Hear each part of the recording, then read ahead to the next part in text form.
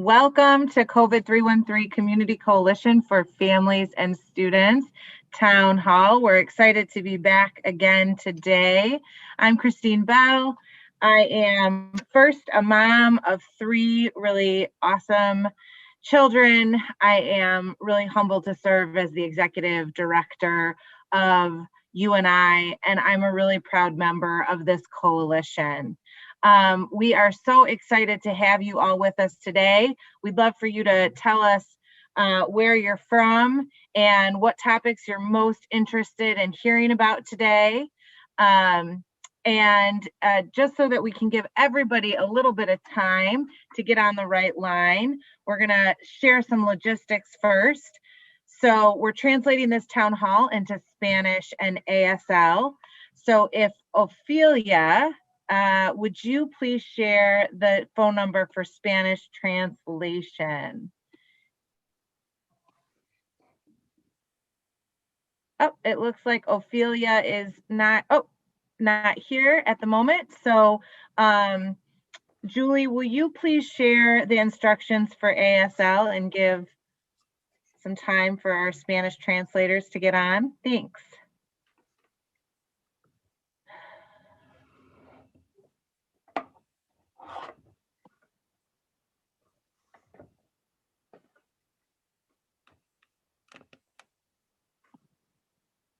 Thank you so much, Julie. It is quite an honor to have you here again today. And we want to make sure that you know that we want to hear from you.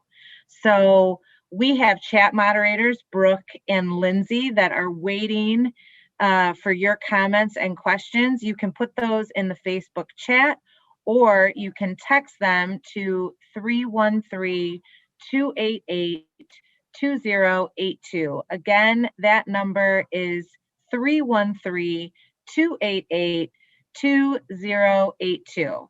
And why don't you give it a little test right now, Run, and tell us about how you heard about the town hall today. So you can put that in the comments, or you can, again, text it to us at 313-288-2082. And I'd love everyone to send a little bit of love to our co-moderator, Jametta Lilly, as she is not with us again today, but we miss her. But we're so excited to have Reverend Larry Simmons, my partner in, I was going to say crime, but my partner in a lot of wonderful work. So Reverend Simmons, if you could, you're up next. Fantastic. Thank you, Christine. You're welcome. And it is just a joy as always to continue our work together on behalf of children and families. This is such important work. And this is African History Month. I call it African History Month. It's more generally known as Black History Month. I'll talk to you all about that later sometime. But it's a great month. And as we think about this month, I'm thinking about the fact that this is the month I was born, and I'm planning to take a vacation someplace. So I want your help. Molly, could you put up the PowerPoint? I've got a couple of places I want you all to look at. And here's the thing. I hope I can get this past Betty. That's my wife. But I want to go someplace. And so I'm going to run like a blind taste test. If you can tell me where this place is, put it in the chat. And the one that gets the most, or you can send us a text, and the one that gets the most correct answers, that'll be the one we try to choose. So you get to participate in the Simmons family outing for February. So where is this? So that's one. You only got only three choices. Now, for somebody who lives in Michigan, going someplace that's cold ain't necessarily the thing. But always time to try something different. And I've never been skiing, so who knows? If you could go to the next slide, Molly, for me. And so the other option is to go someplace warm, like a city. Betty likes this kind of stuff. She ain't gonna be all that happy with the first one, but she likes this kind of stuff. Where is this? Okay, next slide. And finally, some places kind of got some clever nightlife. You know, preachers like to party. But some places got a nice little kind of nightlife vibe going on. What do you think? So send us your best guess, and then I'll be right back with you after we take a look at this next video, which in the month of February is a video about implicit bias. When Carter G. Woodson founded Negro History Week nearly 100 years ago, in fact, it might be 100 years. I need to check that, ago, he was hoping to address bias by increasing people's knowledge. Take a look at this, and then let's come back and talk. Implicit bias. Implicit bias. Implicit bias. 2016 was the year that implicit bias went somewhat mainstream. Yeah, so when Hillary Clinton mentioned implicit bias in the debates, our phones started blowing up, all our friends started emailing us about it. But what is implicit bias? Implicit biases are basically thought processes that happen without you even knowing it. Little mental shortcuts that hold judgments you might not agree with. And sometimes those shortcuts are based on race. First, some clarity. Saying someone has an implicit bias is different from calling someone a racist. The word racist is a highly loaded term, right, here in American society. A lot of times, when people are using it, they're thinking of the kind of old-fashioned Ku Klux Klan style racist. But implicit bias isn't anywhere near that, explicit. Implicit bias is something that comes out of ordinary mental functioning, out of how the mind normally works. We've all grown up in a culture with media images, news images, conversations we heard at home, our education. Think of that as a fog we've been breathing our whole life. We never even realized it, what we were taking in. And that fog causes associations that lead to biases. I somehow know that if you say peanut butter, I'm going to say jelly. That's an association that's been ingrained in me because throughout my life, peanut butter and jelly are together. And in many forms of media, there is an overrepresentation of Black men and violent crime being paired together. And because of that, I actually deep down inside have been taught that Black men are violent and aggressive and not to be trusted, that they're criminals, that they're thugs. With all those associations, I'm not trying to let us off the hook, but in some ways, none of us stood a chance. Starting today, we'll post a video a day dealing with one challenge of understanding implicit bias and its relationship to race and exploring ways we might combat the problem.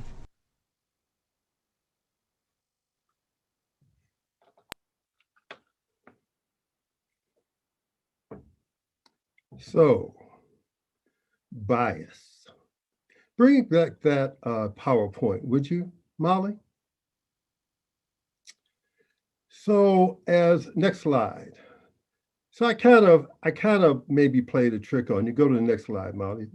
Next two. Where are those places? They're all in Africa. They are all in Africa. Next slide. This is Kigali, Lesotho. It's not Boyne Mountain. It's not Colorado. It's not Switzerland. It's Africa, Lesotho. Next one. This is Tunisia in Northeast Africa. Not Vegas, not Miami. Next slide. And of course, this is not Chicago. It's Lagos, Nigeria. Next slide. When I say Africa, you probably think this.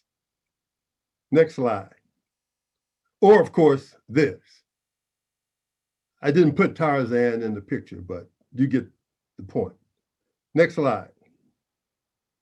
Africa, natives and animals, peanut butter and jelly. We've been conditioned to believe that Africa and primitives, jungles, lions, elephants are the same thing. We have no idea of the vast diversity of the continent, not the country, of Africa. Next slide. thought processes that go on without us even being aware of it. We don't even realize we started making these associations. Whoever thought there was snow in Africa? I probably could have made money on this if I was still going to the bar. Okay, next one. So this is a slide taken from the Harvard Center for Interactive Maps. I'm not going to try and take you to it today. We really don't have time. Next slide.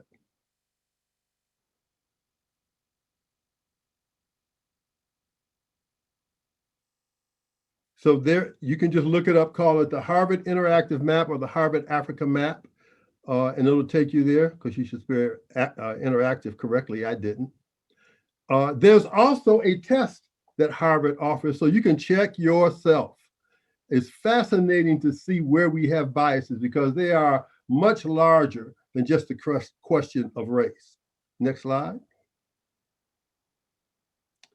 Next slide. So as we come to this African History Month, I want us to be aware of implicit bias. Because really, don't you get a different vibe from me with my hoodie pulled down over my head than when the same guy shows up in his clergy collar? Implicit bias is something that we all struggle with. This is not just a white person's problem. This is an American problem.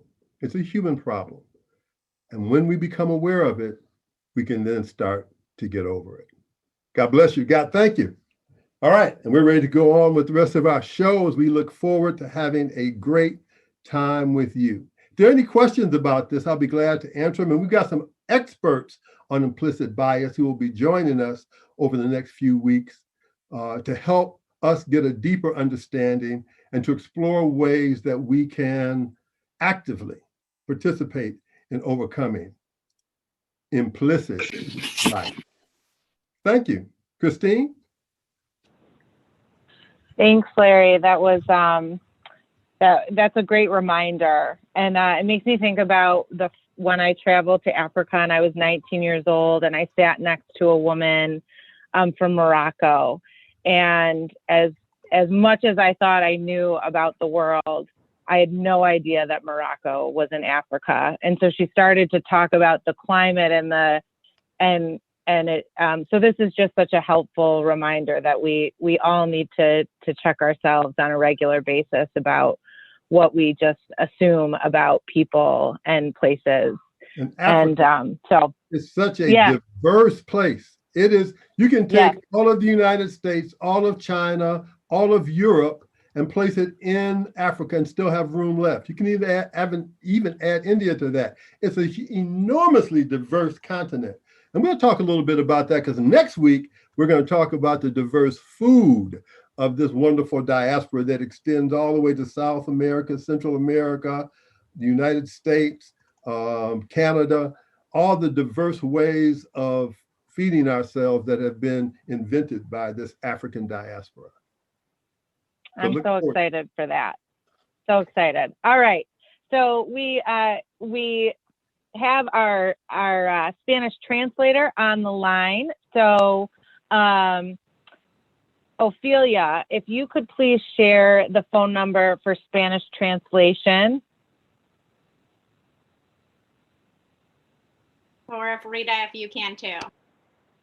Or Rita, can you share the number for Spanish translation, please? Ophelia, I think, is translating. Si necesita traducción en vivo desde este video en español, hable al 313-626-7440. Thank you so much, Rita. And then Julie, could you please share the instructions for ASL one more time?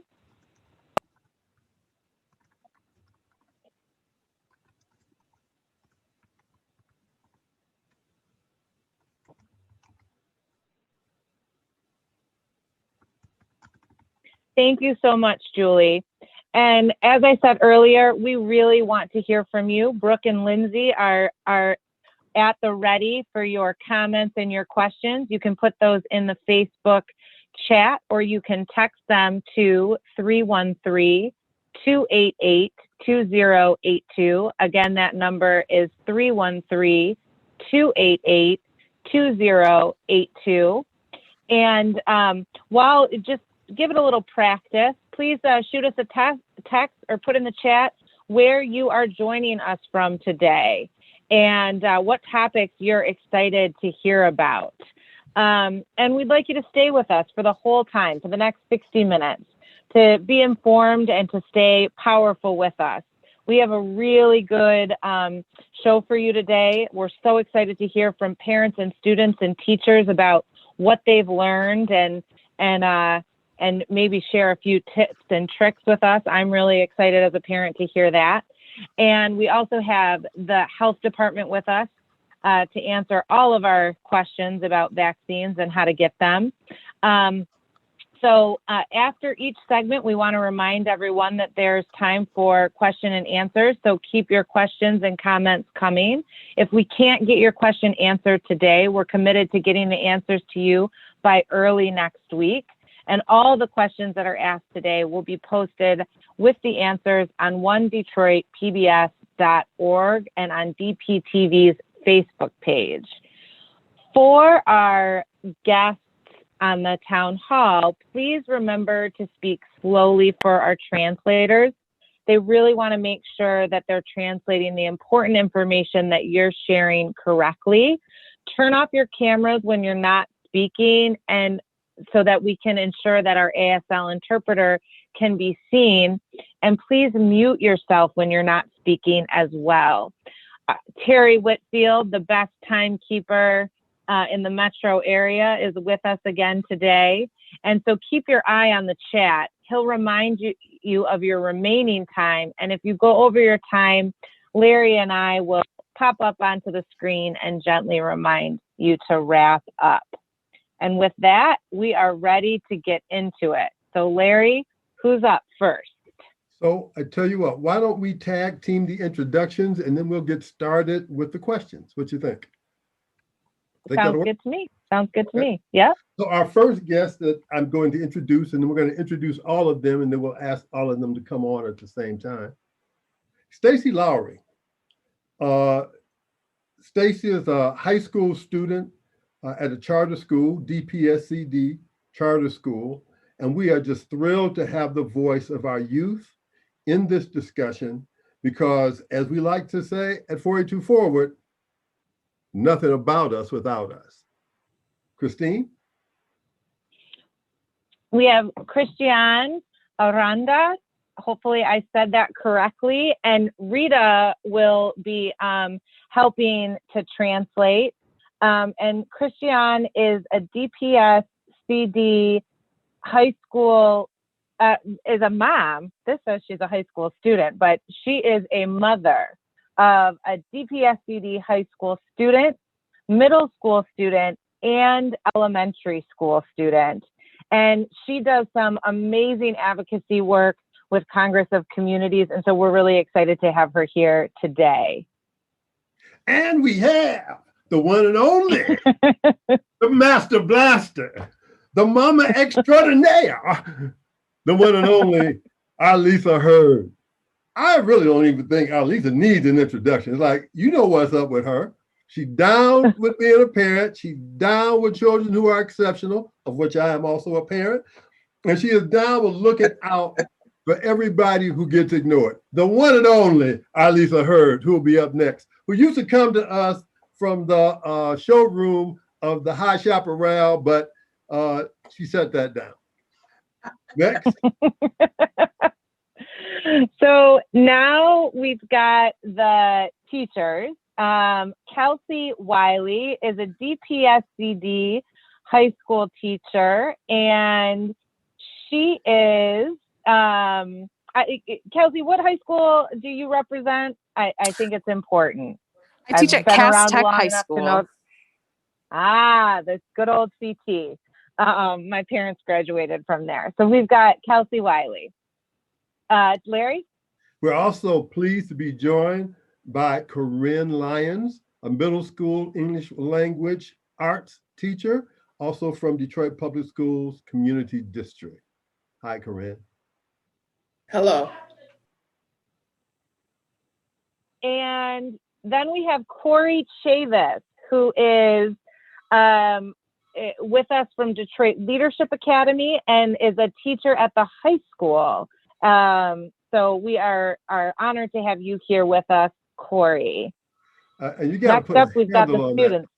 That is Great to be What's here. that? Bishop Corey. I just want to you got a friend. Oh, yes, I forgot. I did learn that this morning. I'm sorry. Bishop Corey. Bishop Same. Corey. Okay. Charter Up school. next, we have the students. We have Wally Al-Hamadi. He's a student at a charter school in Southwest Detroit. Christine. Okay. Is Amani, did I say that correctly? I think it's Amana. Amana. Amna. Okay. Amna. And Amna, could you pronounce your last name so that I do not pronounce it incorrectly? It's pronounced Kalela. Kalela. Hard itself, I know. With a child in first grade, I have learned that somehow I totally missed phonics lessons, which contribute to my fear of pronouncing people's names incorrectly and spelling things really wrong all the time. We are so grateful to have you here. Thank you. She is doing virtual education right now, and she just recently transferred out of her charter school. So we have, so up next, I think that's it. I think those are our two students. Yep. Three. Great. Here we go. We have I one said more. Stacy was a student. She's actually a parent. Yeah. Stacy Lowry is a parent of a high school student. So forgive me, Stacy, I dropped you down there a couple of years because you look so young. There's one more teacher on the line too, Rebecca Greenshields, who's a teacher and a I know parent Rebecca Greenshield. from Earhart. How you doing? That's your neck of the woods, Christine. Yes. Yes, it is. Hi, Rebecca. We have, so welcome, Rebecca. Rebecca's at Earhart, and like Molly said, she is also a mom. So double duty. So, all right, away we go. Let me tell you what we hope to have today. Two things we really hope come out of this. As you all represent such a diverse and connected group of invested persons in the education of our children. And you are active. You're not just passive participants. You are active in this education. We hope that you can tell us what tips you've learned so that our parents at home can get the same benefit of your wisdom and learning. What tips have you learned that have helped you in this interactive online learning thing that we have constructed? I don't really know what to call it. I want to call it a paradigm because I would suggest this is going to last past COVID, and I surely hope it does not, but I'm biased. But what tips can you give our viewers and listeners as to what you've learned and what you've begun to do to get you through this? And I want to emphasize, this includes teachers, because, we think teachers are widgets that just like fit into the cog of the machine and just run by rote. But teachers are human beings, and they're feeling the pressure of this moment. They're stressing under the new way that we are trying to teach. And so we want to know what you've learned, what tips you've picked up that you can share. And then the last thing we want to know is, tell us what it is that as advocates, and one of the things we are through the COVID313 is that we advocate. What are some things that we could advocate that would help the great work that you're doing go even better? So let's start with a student. So let's start with, how about Amna? Amna, tell us, what tips have you learned? What things have you learned that have helped you get through this COVID learning test that we're all in? Definitely having structure was a really important thing for me. And so the way that my school specifically works is because I transferred to online before coronavirus. So I was kind of, not that I kind of just saw it all happen, just like, why is everyone virtual too? And so what happened was, just I got myself to wake up earlier. I got myself to like get breakfast at a certain time to start work. And so like having that structure definitely had me do better. And even though the way that my school works is they try to just give me all my work at the beginning of the semester, and it's just like, just finish it at the end, anytime, anywhere. Is this better? I'm just trying to speak louder. Okay. Okay. And so they kind of just give me the work at the beginning of the semester, and they say just finish it anytime, anywhere. And then I do that. However, having that structure and even making myself wake up earlier is better. And so I'd say just have a structure, have a schedule, and I guess for those people who want who want to go back to normal, it gives you a sense of normalcy. You finish your classes by a certain time, and it feels normal. So I definitely recommend that. Fantastic. Thank you. Bishop, from the classroom perspective, what tips have you learned, have you gotten that you could share? Sure, Larry, thank you so much, Pastor Larry, and for all of you. So from my perspective, as an 11th grade math teacher, I would just say, number one, teachers need to be patient because students are going through this time of transition. I want to appreciate Amina and all the students that have had to go through this process. And so as a classroom teacher, I have just committed to be patient with my students, but that does not mean lower the bar of excellence or, in other words, we need to make sure we are very rigorous in our teaching and don't lower the bar. And so one of the things I impress upon my students is have a work environment, right? And everybody doesn't have a wonderful, beautiful desk and all those things, but at least make sure you sit up, right? I mean, some people you might have to sit at the edge of your bed, sit at the kitchen table, whatever it is. If you have the ability to be able to just sit at a desk like you're in a work environment, it is so important. When we started the pandemic, I mean, literally we would have students laying in bed under the covers. It's hard to engage when you're under the covers, right? So we had to impress upon our young people, you are in a work environment. So again, sitting up, making sure you have materials.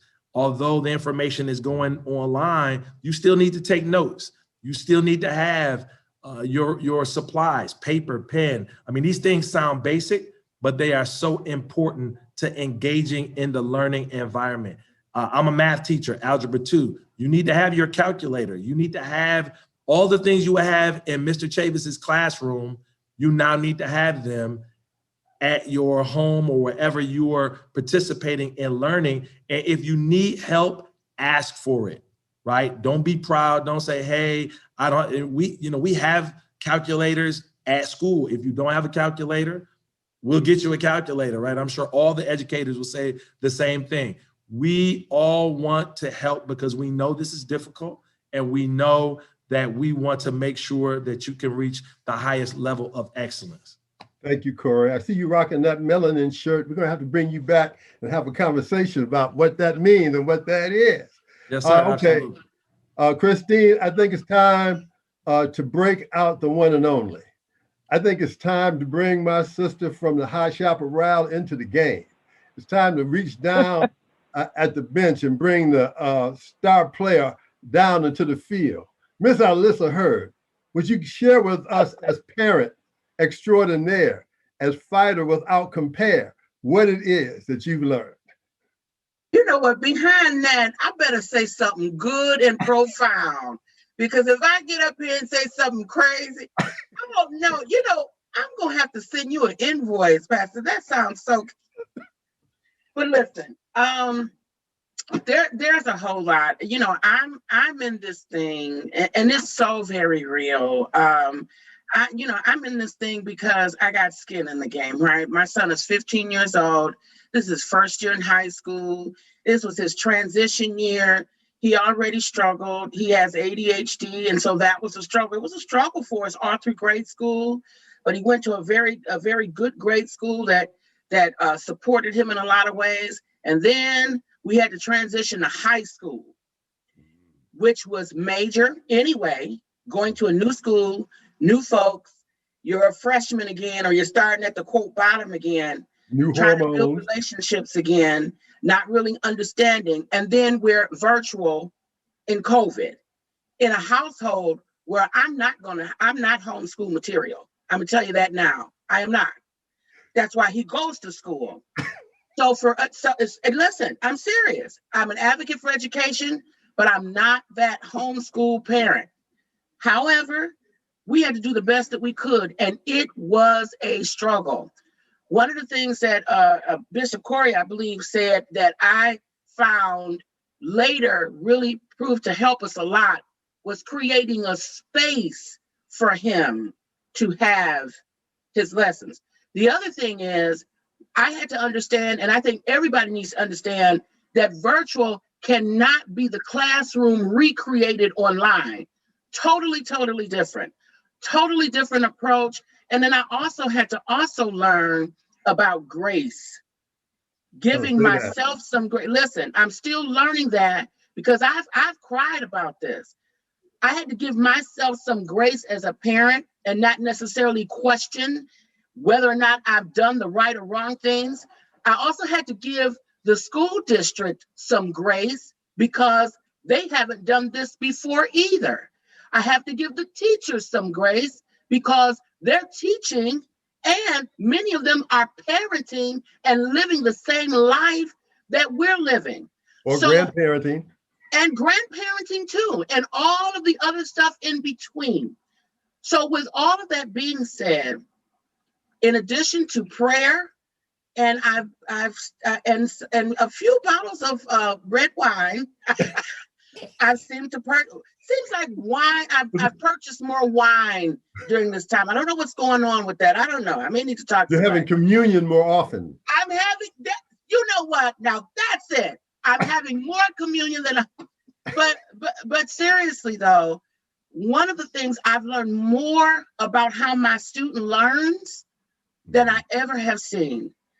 And I'm starting to understand now why this fight in education was so important in the first place, because if it didn't do anything, it has forced us to come to the realization that we should have really been making education tailor-made for how students learn and what's supportive for students, what's the best methods, consulting teachers, and what helps to support families. It's forcing us to think like that now.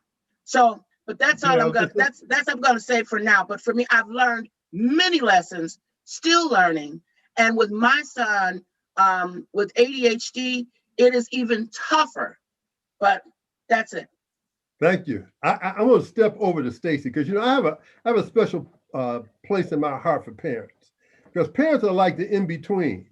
They got the craziness of their teenagers or their children, and they've got to deal with the system, the teachers, and the fact that teachers are human beings, and the administrators, like Alyssa just said. Stacy, as you've navigated this new space, what lessons have you learned? What tips can you share with folks who are here? And it's good to see you again. I had my camera off when I was speaking earlier. How you been, girl? I'm good. Thank you so much. So one, Arlisa hit the nail on the head. Grace with everybody that's involved. No one was really prepared for this. I'm a mother of a high school student who's in her senior year. So adjusting to the emotions of not being able to experience what the typical high school senior gets to experience. I also have two younger children who both have special needs in different ways. So one is a visible disability, the other is a non-visible disability. So one of the things that I've learned throughout this is really accountability for creating a safe space for my kids to just exist and be kids. typically, to be completely transparent, prior to the pandemic, we were used to just the hustle and bustle and not really sitting down and being still.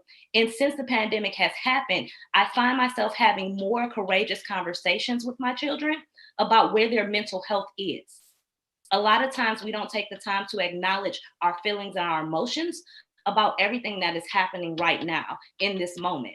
So, and I realize now being a parent at home, which I agree with you, Arlisa, I was not set up for this. I'm not set up to be a counselor either, but I'm realizing I have to meet my kids where they're at, and I have to over communicate with their teachers in the school administration to let them know, like, my youngest is having a rough day. Physically, her body's not having it today. She can't sit at the table and focus. Or my son needs extra support. Are we able to schedule time outside of class for him to get the special support? So I have teachers' numbers on speed dial. We talk on a regular basis. So it's not just the relationship of parent-teachers conference, or I see you when I drop and pick off the kids. We are now, whether we like it or not, family invested in the evolution of really providing these children what they need in order to be successful in the future. So I think that would be the biggest thing. And one small tip that I don't think parents who are at home, especially if you're working from home, think about: make sure all of your cell phones are off of Wi-Fi. So that way you don't have issues with the laptops, because that's one of the biggest gripes that I've had, is that I'm often kicked out of meetings, or my kids are kicked off because we're not realizing our other devices are connected, and school and work comes first during those hours. Sucking up that bandwidth. So, Christiane, you have the privilege of parenting children. I know you might not think it's a privilege now. Trust me, when you get older as me, you'll look back and say it was a privilege. The privilege of parenting children. Tell us, now for our listeners, Christiane is going to respond in Spanish, and she will have a translator who will translate in English so that you can understand what she's going to say. Christiane, share with us the learnings that you have had, the tips you would share. Creo que ya lo mencionaron bastante. Una de las cosas para mí más importantes es escuchar a los niños, porque ellos son los que están lidiando con estas clases virtuales. Christiane is telling us that a lot of her tips have been mentioned already, but the most important part is to listen to the children, because they are the ones that are going through the virtual learning. Tener mucha paciencia. Be patient. No sentirnos culpables como padres, porque yo como mamá soltera criando a 2 niños aquí y uno que no vive conmigo. Not feeling guilty because Christiane, as a single parent, raising 2 children at home and one of home. El hecho de tener que trabajar y a veces no poder estar ahí para los niños es difícil. Sometimes not being able to be there for the children, working is difficult. También el tener comunicación con los maestros, que ya lo mencionaron. Also having communication with the parents, as it was mentioned.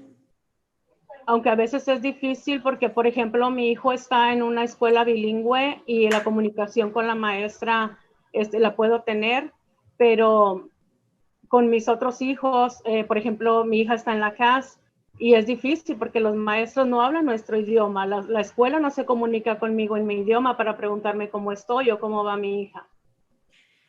Keeping the communication with the schools is important. For one of her children, they attend a bilingual school, and so it is easy for her to keep that communication going. But for the other children that don't have that, with the teachers not speaking English, it is difficult for her as a parent to keep that communication channel going.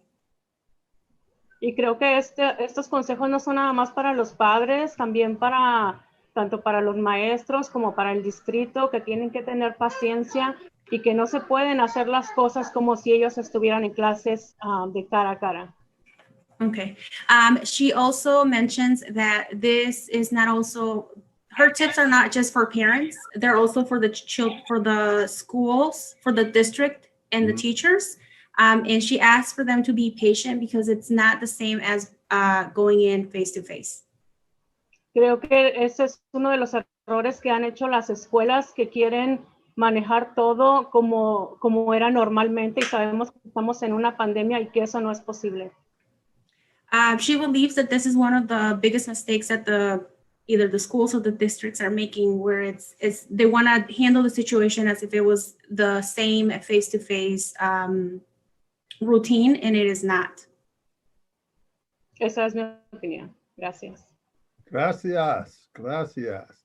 You know, I'm going to pivot a little bit, if you all will bear with me. I want to add, if you have another tip you'd like to add, please do that. But I want to check in with some of the teachers now to see if you can provide us some insights from your perspective. Corinne, you want to jump in here? Sure. So I started off with 5 tips. And that has slowly been eaten away to 2 tips. And I say that because I think that we've all kind of started to learn some of the same things. You know, creating a schedule for yourself, like the first student mentioned, creating a space where your student can learn, even if it's nothing but sitting on the edge of the bed, but sitting up, being prepared with their materials.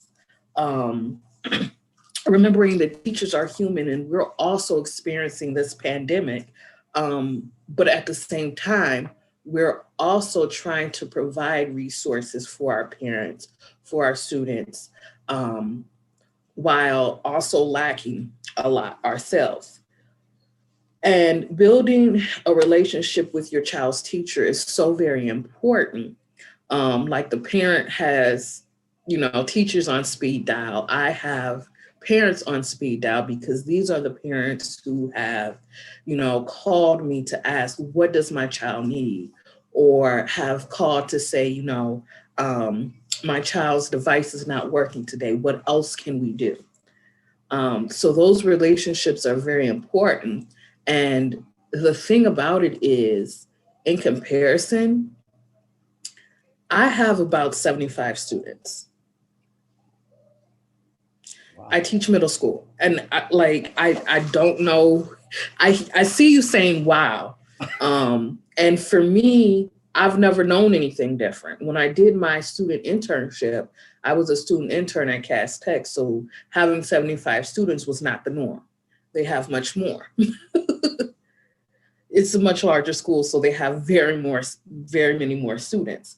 But on the other hand, as a parent, you might have maximum 20, 25 teachers to speak with. So one tip is try to reach out to your child's teacher, because they might not be able to get around to everyone, you know. And if you know that your child has a concern, and I've heard this from parents where they're saying that they know their child has a concern, they're differently abled, they learn differently, what have you. So reaching out beforehand is one tip. The other that I heard a lot was pack your patience or extend grace to yourself, to your child, to the teacher, to the school district, because we've never been here before and we're all just kind of going with the moment. Corinne, you know, I'm gonna interrupt you just a second because you make a good point. And I think Rebecca, as both a parent and a teacher, going through this in 2 dimensions, can speak to some of the things that you just talked about. Rebecca, there you are. Hi. Hi, yes. So I am a teacher coach. I teach 2 sections of middle school math. And then I am a parent of a kindergartner, 4th grader, and a 9th grade CAS technician as well. So, hi. I also teach in a mostly predominant bilingual, as Senora Anata has, and these, you guys have all brought up every issue I've encountered as a parent and a teacher.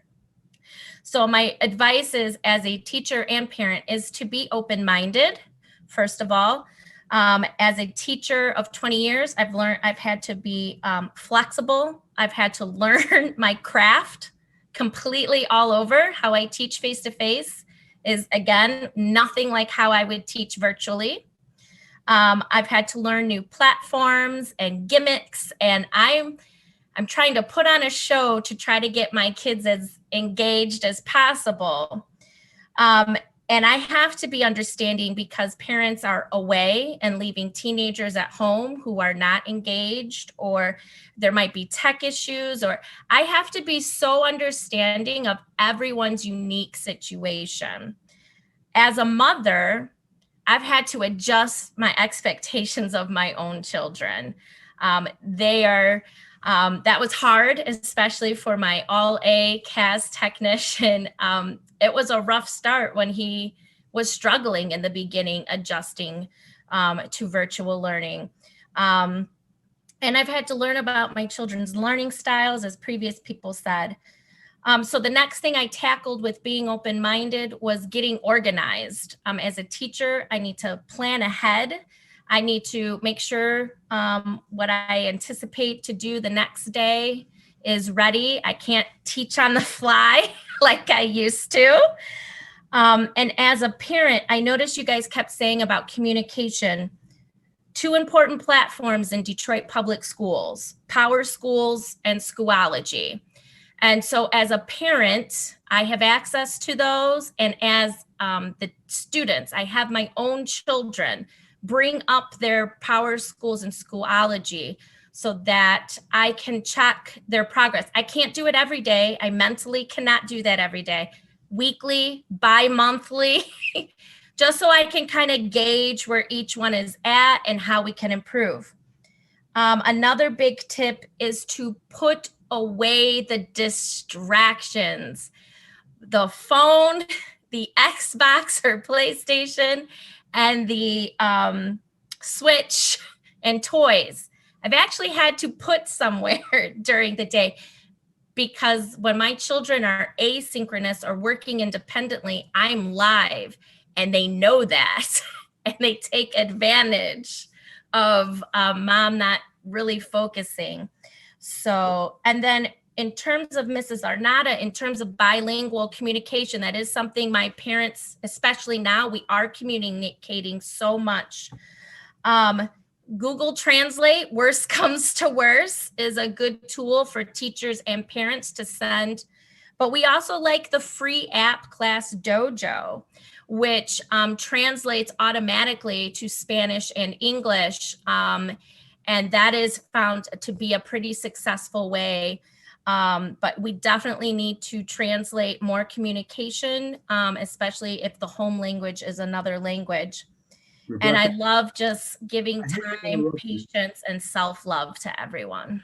I hate to interrupt you, but we got 2 other folks we got to get in, and I want to make sure that we have an opportunity for them to hear from them and what ways that we can offer help as they continue to work with this.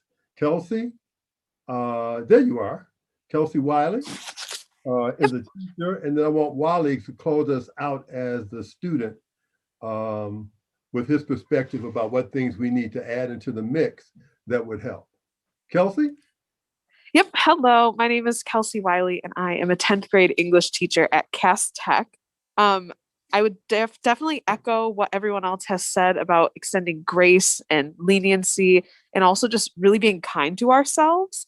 I would say my biggest tip is that we really need to emphasize wellness over academic performance right now. I teach 10th graders where teenagers are dramatic, of course, but they are really outspoken about how tired they are, the anguish that they've experienced, and also the disappointment that they felt about themselves in their academics. And I think students really need to be given the opportunity to take up space, to share their feelings, and also to be provided the services that they need in order to start that healing, because our kids have now been in school for almost an entire year online. And that's a very traumatic experience that they may not have the vocabulary of how do I weather this storm?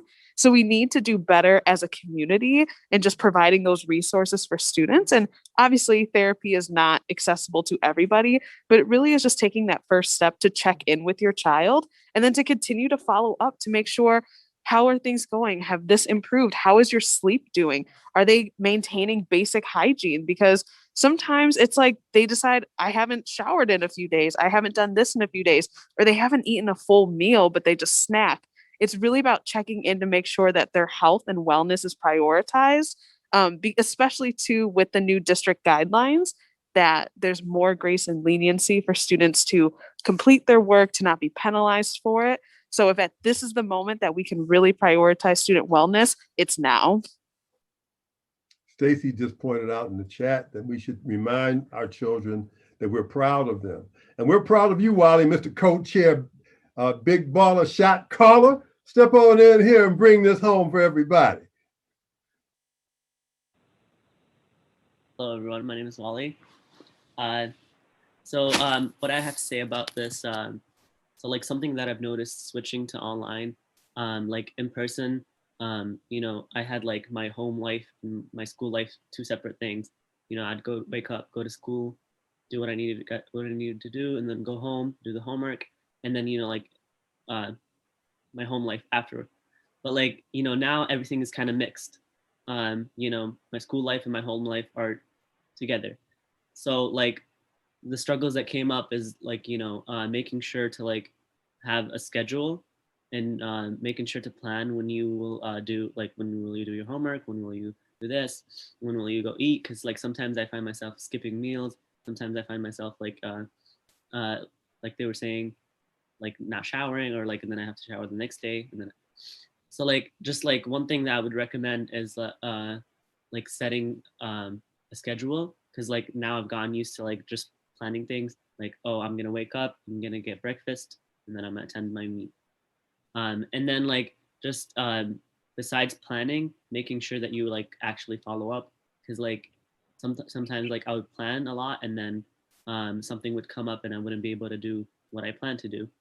So just like while I recommend planning, I also recommend making sure you follow up with what you plan and do the things that you need to do. This has been phenomenal. I want to thank each of you, because each of you has brought so much to this discussion, from creating structure to make sure that we're patient, to work on the school environment at home, to attend to our children's emotions, to create safe spaces, and to acknowledge our own limits. And when we're giving grace, we also give grace to ourselves as we give it to others. Listen to the kids. Don't feel guilty. Everybody is wrestling with this. You're doing the best you can, and we're proud of you. Be open-minded and flexible, because we're all doing it differently. Nobody did this like they used to. Create a wellness area, de-emphasize academic performance, and check in with your child. Follow up and sustain a schedule. And so as we close out this segment, I just got to say this. I don't know who the cast publicist is who got in this segment, but I just got to say kudos to you, because that cast tech must have popped up here 90 times. I'm just saying. God bless y'all. God keep you. Christine, what's our next segment? See you soon. Thank you. That was really amazing. I do want to, there was one person that typed in, and so I want to put their comment out publicly. A mom said that she has two boys that are special needs, and this has been very difficult for me as a mother. It's tough trying to juggle our home life and their schooling. And that is, I think that is so true. And hopefully these tips gave you some comfort in to giving yourself grace as you're juggling. So our next segment. Can we stick up, or Molly, can we stick up the number to 482 Forward, so that parent can get in touch with Alisa, and perhaps connect them in another context? I would actually suggest that maybe the parent is connected with Christiane. This is a Spanish speaking parent. Oh, so okay. maybe the two of you could actually talk together, Christiane and Arlisa. I think that would be really amazing. Parents need each other right now. It ain't about just talking about it. We got to be about it. Yeah. This is tough. We've got some great tips that are being dropped into the chat. And so I'm going to ask Brooke, one of our moderators, if you could take the tips that are in the chat and put them into the Facebook feed, that would be amazing. And so next up, we have got a segment about vaccinations with the Detroit Health Department. And our speaker today is Hannah Ewing. Hannah? Good afternoon, and thank you for having us. We've been very, very busy at the health department getting vaccinations out. Doing what? Hi. Is there something going on? What have you guys been up to? Well, this morning I just got back, actually. We were out doing site visits to our senior living facilities, making sure they're ready for their vaccination clinics, and then going to the different adult foster centers and talking to the residents, giving them education to make sure that everyone feels informed and ready to get the vaccine and has good empowerment to make the choice that's right for them. Awesome. All right. Well, so it looks like you have a PowerPoint. So would you like to go over that? And then I have some questions for you. Absolutely. So I'll give you guys a quick update on the city of Detroit. We have of now 29,240 confirmed cases. We're going at about 3.7% for our positivity. So go Detroit, we're doing really well. That number is slowly coming down, which is great to see. In comparison to the state of Michigan, they're at 6.5% overall. So if you look at Detroit in comparison to the state overall, we are doing really well, which shows Detroiters wearing their mask, social distancing, and being really cautious about COVID. So that's great. We love to see that at the health department. Next slide, please. And so before we talk about the state of the vaccination, we just wanted to give some benefits for the community about getting the COVID-19 vaccine. The first is that the COVID-19 vaccine will help you from getting COVID-19. The second is that the COVID-19 vaccination is a safe way to help build protection from COVID-19. And then the third is that the vaccination will be an important tool to help stop the pandemic. And what's important about that is that the vaccine is not the end-all be-all of the pandemic.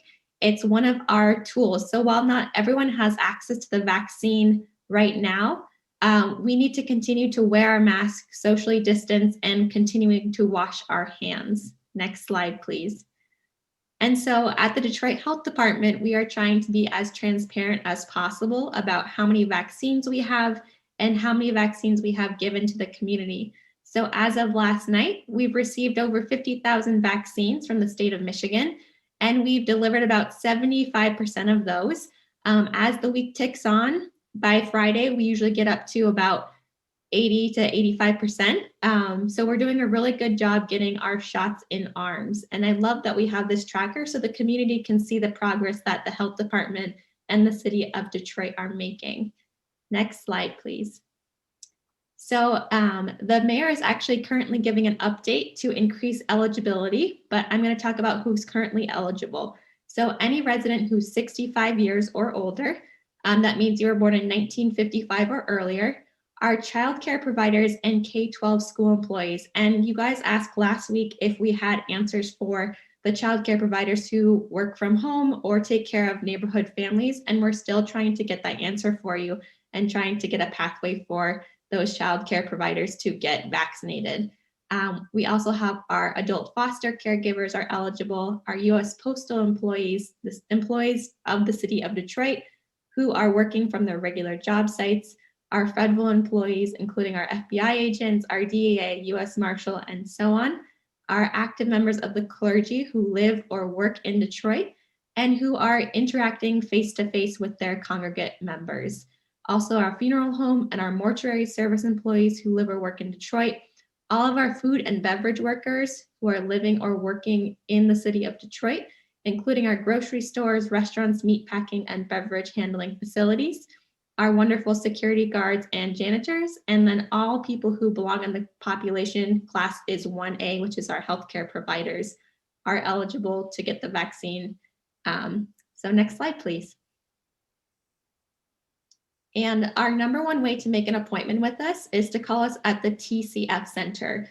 The number is 313-230-0505, and the hours are Monday through Friday, 9 to 6 p.m. You're going to press the prompt 1, and that will get you connected with someone who can give you information on scheduling your appointment. During this time, they're going to be asking things like your full name, date of birth, home address, phone number, and email.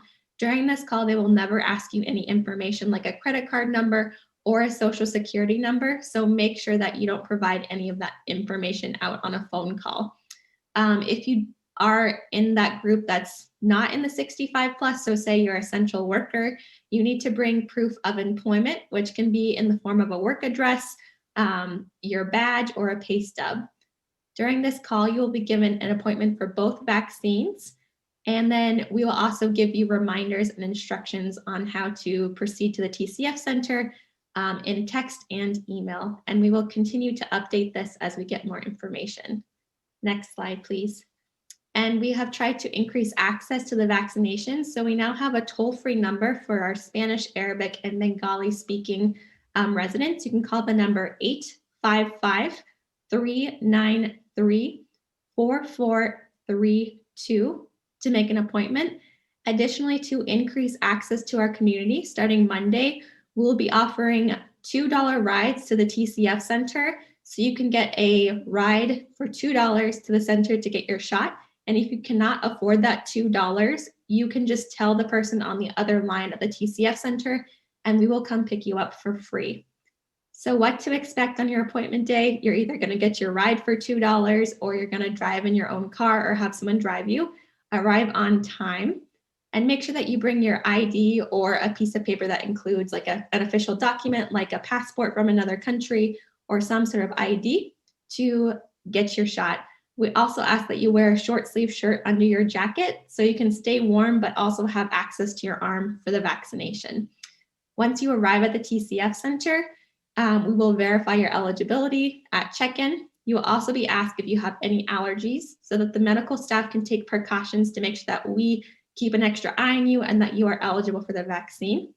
This appointment usually takes about 1 hour, and the TCF Center is open from 8 a.m. to 6 p.m. Next slide, please. And we're also really excited to announce our Senior Saturdays starting this Saturday. We're going to be having community clinics. The first two are the Fellowship Chapel, which is at 7707 West Outer Drive in Detroit, and the second Ebenezer Church at 14601 DeQuinder Street in Detroit. The idea is that we are trying to increase access to the community and come to you versus having everyone coming to the TCF Center. To make an appointment, you're still going to call the 313-230-0505, but just let them know that this is where you want to get your vaccine. We're going to continue these Senior Saturdays this Saturday, February 13th, February 20th, February 27th, and March 6th. And we look forward to expanding this program into other parts of the city. Next slide, please. And if you have additional questions, you can always reach us at 313-876-4000 or email us at dhdOutbreak@detroitmi.gov. If your community has any questions or would like a specific educational session in a variety of languages, we are happy to schedule that via this email. And we're open for questions. Great. This was such some really good updates. There are a few questions that we have. It's really exciting to hear that the $2 rides are back. And we just wanted to, we've had some questions about undocumented folks receiving the vaccine. So could you provide some clarity on what is required in terms of documents when you make your appointment or you go to get the vaccine? Yes, that's a great point. So there's a couple ways that we've been doing our undocumented members of our community. The first is in those outreach clinics where the Detroit Health Department is going directly into the community. They do not have to prove ID. They just have to give a name and a date of birth. And that goes into our MICR system. So that's how we track through the state of Michigan who's getting the shot.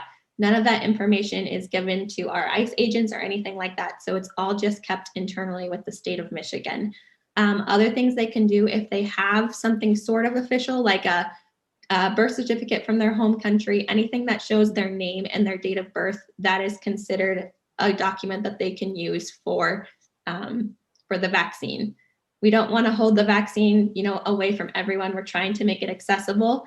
And if you give us a call, we can always work to make something, to make sure that once you're eligible for the vaccine, you can get the vaccine. So if I'm a person that has a birth certificate from my home country and I go to the TCF center and I show that as my documentation, then the expectation should be that I should be able to get my vaccine. Is that correct? That's correct. Great.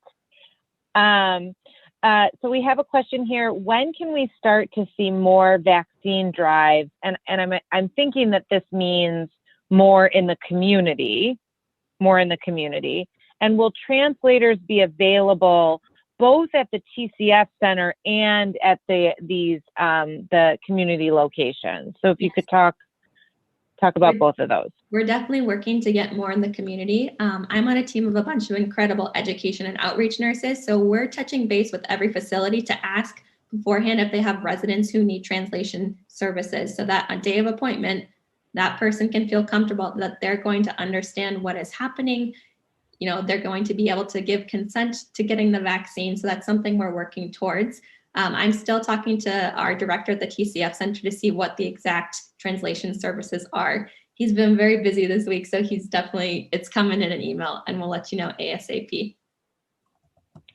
Great, thank you. And then, for those of us in Southwest, where our doors are always open to you all. So I don't want to speak for every organization, but I know that we're really eager to be supportive of the health department's efforts so that our residents don't have to go far.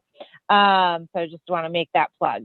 And we can also support in translation. So we have another question. If someone has COVID, are they able to get the vaccine? That is a great question. So the CDC guideline is that if you have had COVID within 4 weeks, you are not, it's best to wait to get the vaccine. If you had COVID, say back in July or 4 weeks ago, you are A-okay to get the vaccine. You may notice a little bit more of a response because your body already recognizes the vaccine, but you are eligible and it is recommended by the CDC. Great. So you showed how, where we're at with in the city of how many vaccines we've given and what the supply is. Could you just share maybe a little bit more about, are we going to get additional vaccines? Anything upcoming with the supply, or once you reach the 54,000, that number, are we done? Yeah, so we are going to get more vaccines. Every week we get a big allotment, and then as you watch that tracker, you'll notice that we get a good dent every day, and then it gets closer to 100%, and then the next week we get more. We also are releasing, I think, 2,500 of our city vaccines from the TCF Center to Meyer, and they're going to be partnering with us as well to give vaccines to the community. So we're trying to increase who is giving the vaccines to make it more accessible for the city of Detroit. Great. So that actually is a good segue into the next question. So you're coordinating with Myers Pharmacy, I'm assuming. What else? What other coordination are you doing with other vaccine distributing sites like clinics and hospitals? So right now that is our only community partner. But as the weeks come, we will be branching out more and more into the community. So we have our mobile clinics and then the TCF Center, and then we're going to be doing those partnerships coming down the line.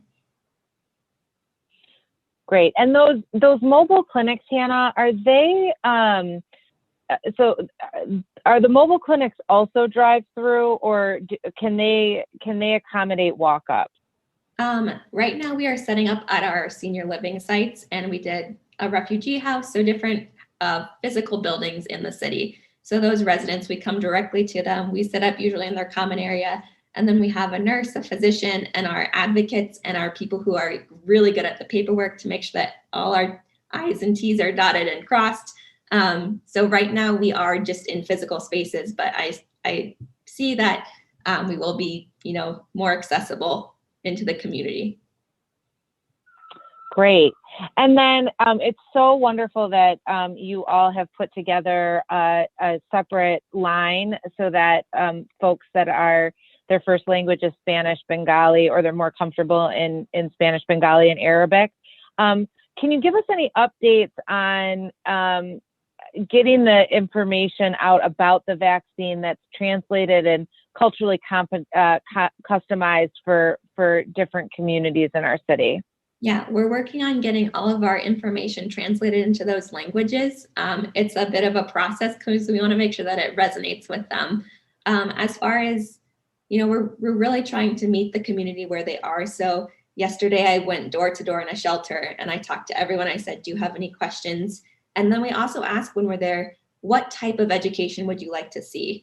To try to meet them where they are. And if it's an email or if it's a flyer or if it's us having those face-to-face conversations, that's what we're going for. So if anyone has suggestions of what you would like to see, email us at DHD Outbreak and we will be happy to create something for you. Great. Brooke, hopefully you're hearing that. We have a little flyer that we created about all the great information around undocumented folks and how they access the vaccine. So we will make sure we send that over to you. And so I have a question, and it says, what is the process for folks who don't speak English once they arrive at the TCF Center? I do not know the answer to that. I'm still working with our team to try to figure out that answer. I apologize. Okay. No, you know what, Hannah, what I really appreciate about you is that you say that you don't know the answer and then you go and get the answer. So I think, thank you for that. I appreciate that very much. I think that, and that's helpful to know that we're still working through the kinks to make sure that that the vaccine is accessible. And then can you give us any updates about the distribution to hospitals as it relates to the vaccine? So that's kind of all independently allotted. We don't have control over it. So whatever the state sends us, that's what we're getting into our community. We're going to be partnering with all of the hospitals just to make sure that, everyone's getting the vaccine, but we're just kind of doing our TCF and our mobile clinics right now. So another question has just come in. For those in general who might be hesitant about the vaccine, what would you tell them? How do you reassure people that it's safe? I'd say come talk to us. If you have, you can email us at DHD Outbreak, or if you don't want to come talk to us, ask some friends and family if they've had experience with the vaccine. I got the vaccine and I felt fine and, I'm doing well, but that's only one story. So talk to people in your community. If you guys have questions or if you have a group of people that want information, let us know and we will come talk to you via Zoom or in person. And then Hannah, what are your thoughts about the safety of the vaccine? Is it safe? So I'm a biochemist by training. I've read all of the information on this vaccine. It is reviewed by an emergency use authorization, which is an independent committee from the FDA. So they have no stake in the vaccine. From the data and from our director, Denise Fair, she says it's safe and effective. And we're just trying to get it to the community because we know it's a tool to fight COVID-19. Thank you for that. A biochemist by education. That is must have been a rough, yeah, a very, not rough, rigorous classes. Yeah. If anyone Okay, wants well, a science lesson about the vaccine, I'm happy to walk them through the mRNA and everything, but that's a story for a different day. Well, maybe we'll actually have you do that. That, you know, I think sometimes it's helpful to understand, to unveil the mystery of it, right? You know, for those of us that, you know, for me, I know that it comes in a little shot, and when I'm with my kids, they cry. So, you know, yeah, we offer a whole vaccine lecture talking about the production of the vaccine, the approval process. So we're happy to create a event just for that and really have a discussion with the community. That is very good to know. Well, Hannah, that is all the questions that I have. We want to remind everyone that if you have additional questions or comments, please put them in the chat, or you can text your questions or comments to 313-288-2082. It is always a pleasure to have you with us, Hannah. Thank you so much for bringing us this information every week. It's been incredibly helpful. And also thank you for listening and going back and making adjustments so that the health department is serving our community the best way they can. So thank you so much. And Larry, I am going to kick it back to you. Thank you, Hannah. Thank you, Christine.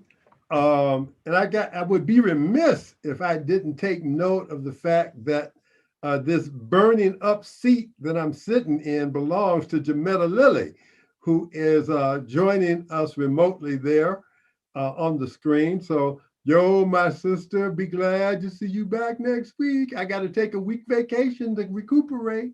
God bless you. God loves you. I'll be gone. Hey, no, you guys, you've got it. It's a joy to watch you, and it's a joy to be of service to everyone that's out there, isn't it? Yes, it is. Yes, it is. So now I'm going to call on my sister, Janelle Mansfield, who done moved up to the big house in Lansing. She done jumped out of the home. She done broke wide from the city, left the hood, taking Brightmoor north. How you doing? I am good. Thank you so much for that introduction. Always taking Brightmoor north with me, taking Grandma north with me. I'm still in the city for the city, okay? I love it. I'm talking about. So how can we help get this thing in Lansing straightened out? And what's happening with the COVID money and all of that? Bring us up to date. Yes, thank you so much. My name is Janelle Mansfield. I am here with AFT Michigan. I'm their new political and legislative coordinator. Here today to give you a few updates on what is going on with education issues in Lansing. And also, I noticed a lot of Cass parents on the call, even though I'm a Phoenix. Shout out to the Cass parents. I have my junior goes to Cass. We love Cass. So I'm just going to run down today. First, I'm going to kick us off with the governor gave her budget proposal for 2021-2022 today, just outlining what are we going to do to recover from COVID? And I'm going to focus specifically on education. And then I'll get into what's going on with the CARES Act money part 2 and just some other issues on our radar as AFT Michigan, and should be on your radar as well. First thing, the governor proposes for next year to increase, and this is all one-time money. Let me preface by saying that this is the largest school aid budget in the history of all school aid budgets, because we got a lot of influx from COVID-19 recovery funds, right? We want to make sure we're spending them on students and families, because I hear your concerns on this call. I got 2 first graders downstairs. I totally understand. So hopefully this money could help us get back to some type of normal. $250 million in one-time money designated for student recovery. So that's any type of research-based interventions to help students close that gap from having virtual learning pretty much for the last year and a half. $200 million in one-time money to support districts with declining enrollment. As you know, all of our districts across the state, we're missing students. Students that we had consistently on the rolls last year, they're just not showing up. So that'll help us restore those students and figure out where they are. 120 million in one-time money for summer learning opportunities over this summer and the next summer, right? So we know that our students will not recover in one school year or one summer school session from all the COVID learning loss. So this money will extend not only this year, but next year as well. A 2% increase in the fund covering the per student's foundation allowance. So basically that means districts that receiving the max funding, they'll get $82 a student, and districts receiving the minimum will get $164 per student. So just a base level funding increase for all students going into the next year.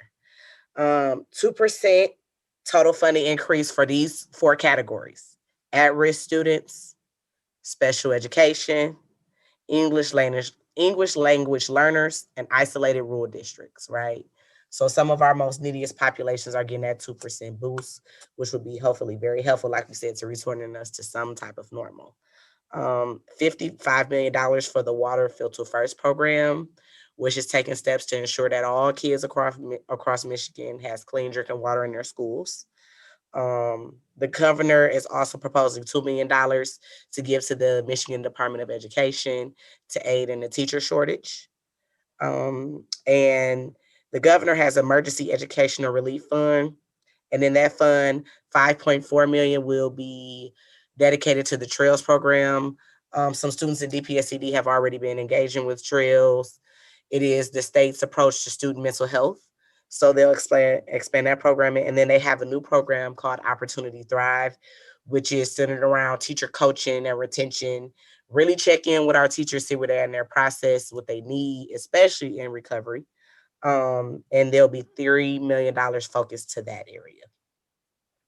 Also, GSRP for all of our early education students, a $32 million increase to the GSRP budget, bringing that per pupil funding permanently up to $8,275. So what's interesting about that one is that it brings it up permanently. That's the only one that's not impacted by one-time funding that has a temporary increase. So this is for You just hit the. I muted myself. I'm sorry. So this is for next school year and the summer following, and we'll be going through. This is a proposal from the governor, so that means it has to go through the legislative body, and that'll be an interesting time, and we see where the budget will end up. But this is a very great start. Overall, it was a $67 billion budget. Very good look for our state in recovering from COVID. To get into the CARES Act 2 funding. So as we know, in December, there was a second allotment of funding from the federal government. And basically the state is supposed to act as if the body to just release the funds, to sign off and say, okay, well, we're entered into, a new session in January. And the powers that be have introduced a bill that will have a tie bar. A tie bar just basically says, to get this one thing, I have to also pass this other thing. So the one thing is our federal funding from the government, our funding, which DPSCD, I believe, is supposed to receive $330 million. That was their allotment through the ESSER funding. And so in order for that to pass and get to the districts, the governor would have to eliminate her emergency powers. So as we know, there is a party of people who are anti-maskers, who had rallies, who tried to kidnap and different other things. This is just another mechanism for them to remove her powers. So also there is a $250 incentive for school to begin again February 15th. Not gonna happen. And there's also an incentive for summer school to be a voucher program. So they would provide $250 in vouchers to districts or to families directly. And the reason we want to stray from that is because we don't want to open up the door for a voucher system, because then that'll undermine public education. Because if they attach a voucher to your child could go anywhere, and it would decentralize all of our money. And we know we need our money. So those are the two biggest things around money. So the state Senate is going to produce a supplementary bill next week to kind of get these funds out, and hopefully we'll find more points that we can negotiate on in their bill and get to a good place so we can get that money dispersed to our districts and our communities that need it the most. But some other things I just wanted to put out there that is on our radar is MSTEP. and the waiving of the M-STEP. We as our members and as a body, we know that our teachers have been overwhelmed and stressed with teaching in these circumstances. Our students are like we talked about student mental health, they are distressed, they are overwhelmed, it's a lot of screen time. And so at this current time, we're just taking a stance on standardized testing of that nature is just not a good, it's not a good fit. And so we're petitioning and lobbying the government, the legislature, to waive the M-STEP this year. And so there is some bills coming down the pipe that we're backing and getting some of our membership to organize behind to waive the M-STEP. So just to keep in mind, if we were to have a test to proctor, it would be a nightmare, right? If students are at home, there's no guarantee that it's really the student taking the test. If we have the test and students have to go into schools, there's danger of exposure, and that endangers our members and our families and communities even further. And we don't want that in our city. And so we're really, and to support our teachers. They've been teaching in COVID, and we don't want to penalize them with poor test results that we know they had literally no control. So that's on our radar: teacher evaluations, M-STEP, and that pretty much sums it up. So I'll open up the floor to questions, because I know I said a lot, threw a lot of terms out. So please go ahead with any questions. And I'll be sending out the governor's ed briefing that just outlines how much money is going where in her next year's proposal. I'll send that so that can come out after the meeting. And I also have some information on some clean water training, and also how to bring free COVID testing to your school. So if you have a school and you want to get teachers tested and students, there's a mechanism through the state where you can petition to come to the school and to test. So with that, I'll open the floor. Well, I just want to thank you. And we appreciate you coming down. We just passed a message to the governor. We'd love to see her happy smiling face one Thursday over here. So if she can get that on her schedule, we'll accommodate whatever week she can come. But you said a couple of things. But I have a question from the last segment, which maybe I should have asked them, but maybe you know, Janelle. Are teachers considered essential personnel? Are they eligible for the vaccine, even if they don't fall in another category? Teachers are considered 1B. They are considered essential workers. So if they work for a school district, if they're going through to get a vaccine through the city of Detroit, you call, you say you work for the school district, they'll either take your ID or your most recent pay stub, but they are in that group of people who can get vaccinated. Fantastic. So as you know, we don't do lobbying or anything like that here, but we are people who are committed to education, and we certainly want to let the governor and others know how important it is not to get this money involved in grown folks' squabbles. And I'm not passing judgment on anybody's position on anything else, but I don't think there's anybody in this state who doesn't believe that the education of our kids is right now the most important thing that we need to attend to. Because as you correctly pointed out, it'll be more than 1 year that we're recovering from this, our children in particular, and our educators. Is there anything that we can do as a community? You're talking now to a few thousand people in Southeast Michigan. Is there anything we can do to get this dispute separated? I mean, I don't even want to get into the issues. Can we talk about educating our kids and using money set aside for them for that, and these other issues about how much power the governor has or how much power the legislature has? Can we do that in another context? What can we do to make that happen? So I know, you said people here on, you're not a lobbying organization, but I feel like all of our students all of our citizens are our lobbyists. They're our biggest lobbyists. Mm-hmm. So lobby those representatives and those people that you see signing on to hold up the legislation and the allocation of money. like we said, for issues that have nothing to do with our students and our communities. I always encourage people to use your voice, whether if you want to write those people a letter, if you want to give those people a call, because guess what? If 40, 50 people are calling you all day, it's a distraction, right? It's movement. So even if it's lobbying your own legislators to make those inroads and make those relationships, because we're just in a position now where they should just be signing off to send it out. Okay. But because they have the tension with the governor, it's really House power to legislate. I got to cut you off because the people just gave me the high sign.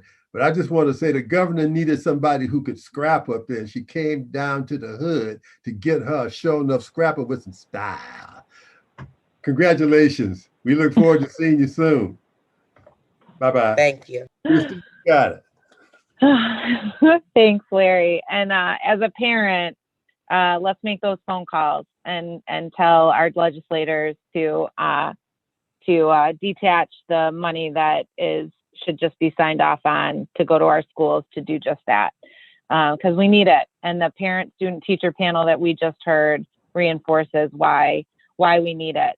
There was one comment that I just want to share. It'd be nice if this can lead to a reevaluation of standardized testing in the long run. I don't think they're actually helpful for students and teachers. So let's chew on that for a week, and maybe it's a upcoming topic. We can talk about standardized testing and in this moment and how we might use this moment to really say, is this working? Since COVID has brought a lot of that question. You asked that question a lot during COVID. We want to thank everyone that came and joined us today. All of you on the town hall and all of you that are listening out there at your house or wherever you may be at the moment. If we didn't answer your question, we will get the answer and post them next week on onepbsdetroit.org or DPTV's Facebook page. And as you heard, Hannah from the health department, she will make sure that she goes back and gets those questions answered. So she might even be on next week to share those answers. So make sure you join us next week. We have one announcement today. 482 Forward is having a virtual lobby day to make sure our legislators hear our concerns about school funding. Join us this Tuesday from 12 to 4 for small group conversations with legislators and also a fun presentation on the power dynamics of Lansing. And I'm going to take the liberty as a parent to, again, make that ask. Call your legislators, ask them, your representatives, and ask them to make sure they're not signing on to holding up money for schools for, as Larry so eloquently says, I have a different view, but grown folk squabbles. So please reach out. Let them know that our children, our schools need that funding and they need it right now. And that was the intention, that it be spent right now to support us in this really difficult time. This town hall is truly a group effort. So before we go, we want all of our partners to turn on their videos. And like always, we want to remind everybody to stay healthy, stay powerful, and stay strong. Rita, if you are still on, will you please say that in Spanish?